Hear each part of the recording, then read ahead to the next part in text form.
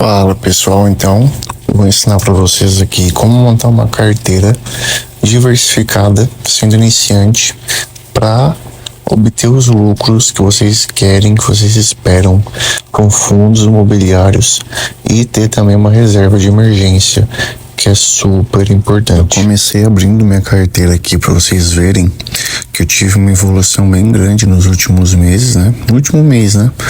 De R$1.900 para 3.700, quase 3.800. Aqui vocês podem ver os fundos imobiliários que eu invisto atualmente, né? As cotas que eu tenho e que eu também tenho toda a minha reserva de emergência em CDB, né? E por que a reserva de emergência é algo importante? Porque se vocês tiverem algum problema, se vocês tiverem, por exemplo, né? Eu bati meu carro, eu vou ter que gastar com meu carro, que é minha ferramenta de trabalho. O que eu vou fazer agora? Eu vou tirar da minha reserva de emergência, eu não vou tirar dos meus fundos imobiliários, das minhas ações, que eles têm que ter um tempo para render e para pagar meus dividendos, né? Mas tá, como que eu começo uma carteira? Primeiro você escolhe uma corretora, né? Uma corretora que vocês tenham confiança, que vocês pesquisaram que é bom, ou que se encaixe no perfil de vocês, tá? Eu uso a Nuinvest, porém ela vai se juntar com a Nubank, elas vão ser uma só. Eu vou continuar na Nubank, que eu uso esse banco há anos, eu gosto desse banco e eu gostei da interface que eles estão usando. Tendo isso em mente, vocês vão começar a pesquisar o que vocês vão investir.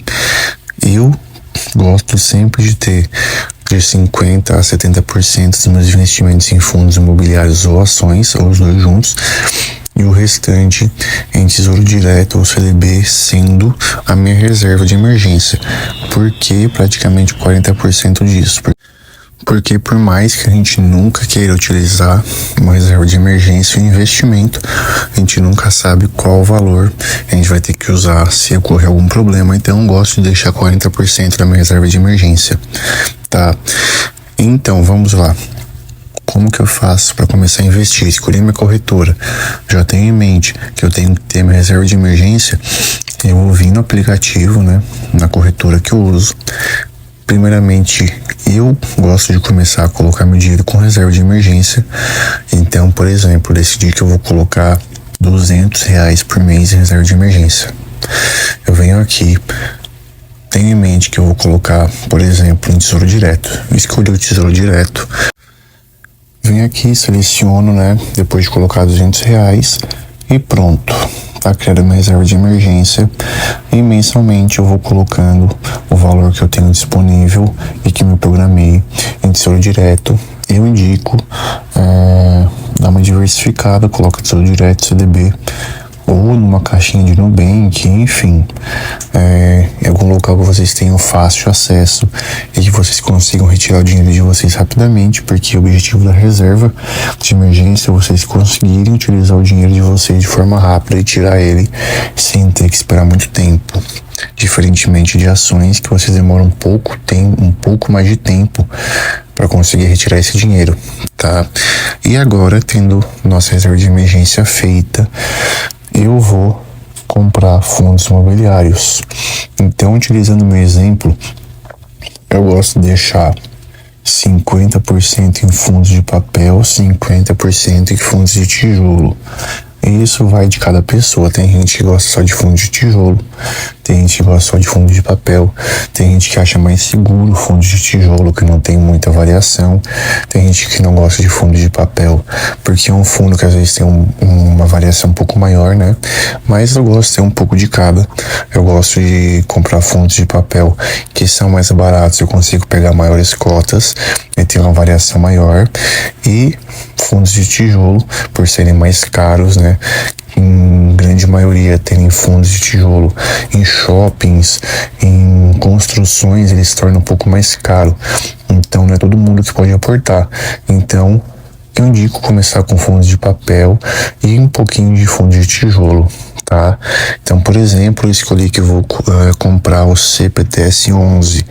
Eu venho aqui no aplicativo, venho em fundos imobiliários e eu vou comprar hoje 10 cotas CPTS 11.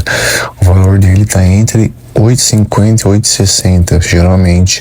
Vou colocar as 10 cotas, vai dar 80 e poucos reais.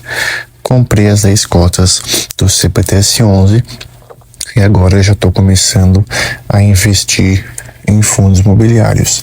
Eu indico vocês comprarem e começarem com no máximo 5 tipos de fundos imobiliários para vocês conseguirem analisar melhor, estudar melhor os fundos que vocês estão investindo e não se perderem, porque não adianta vocês terem 15 fundos imobiliários e não conseguirem acompanhar a evolução deles e não conseguirem aportar bastante cada um, porque quanto mais cotas a gente tem de um fundo, mais dividendo a gente vai receber, tá?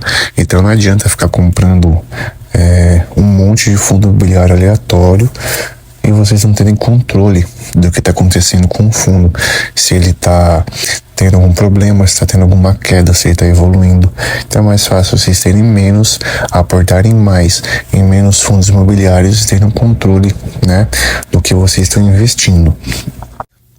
Então, agora a gente já tem nossa reserva de emergência, a gente já escolheu os fundos imobiliários que a gente vai investir, a gente já sabe como ter mais ou menos uma organização da nossa carteira. Muita gente vai perguntar sobre ações. Pessoal, ações tem que ter muito estudo, porque independentemente dos fundos imobiliários serem também renda variável, eles são uma renda que vocês sabem que vocês mensalmente vão ter os dividendos de vocês ali, que vocês não vão ter problemas, que se qualquer problema que ocorrer, eu vendo ali, enfim, vendo meus fundos ali, ou invisto em outros.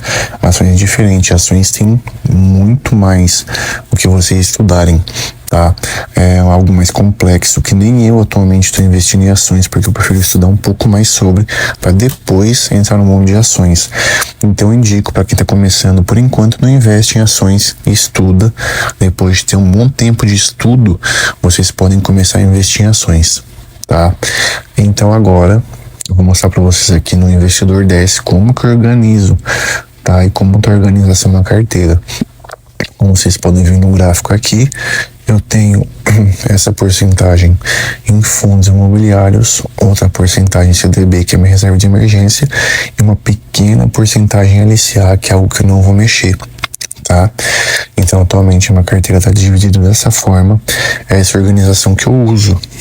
E eu indico para vocês terem, além do aplicativo, outra fonte para vocês conseguirem controlar a carteira de vocês, para vocês conseguirem adicionar os ativos, para vocês acompanharem sobre o ativo que vocês têm, que aqui no Investidor 10 vocês conseguem ter um acompanhamento dele. Então, por exemplo, eu vou abrir aqui no aplicativo sobre o CPTS11. Aqui eu consigo ver o que está acontecendo com esse fundo, se ele está tendo uma queda, se ele está aumentando, se aumentou os cotistas, se o PVP dele aumentou, né, que é a relação de compra dele, se ele está tendo algum desdobramento. Eu consigo ter todas as informações dele aqui, além de ter minha carteira online aqui, para saber quanto de provento que eu vou receber mensalmente, para ter um controle e para conseguir ter uma ferramenta de pesquisa maior, tá? Então indico para vocês também a ter um controle total da carteira de vocês. Então é isso, pessoal, espero ter ajudado. Foi um vídeo bem simples, mas espero dar um norte para vocês. Então, fazendo um pequeno resumo, tenham reserva de emergência, invistam em poucos fundos imobiliários para vocês conseguirem ter um controle maior do que vocês estão investindo. Para chegar em ações, estudem sobre ações para depois investirem, tá? E tenham constância, não importa se você vai investir 50 por mês ou 1.000 por mês. Depois de alguns anos, né, vários anos, vocês vão ver que vocês vão conseguir ter o dividendo de vocês e vão conseguir viver de dividendos. Pode demorar 10 anos ou 50 anos, mas vocês têm que ter noção que isso é a longo prazo, tá? A curto prazo é mais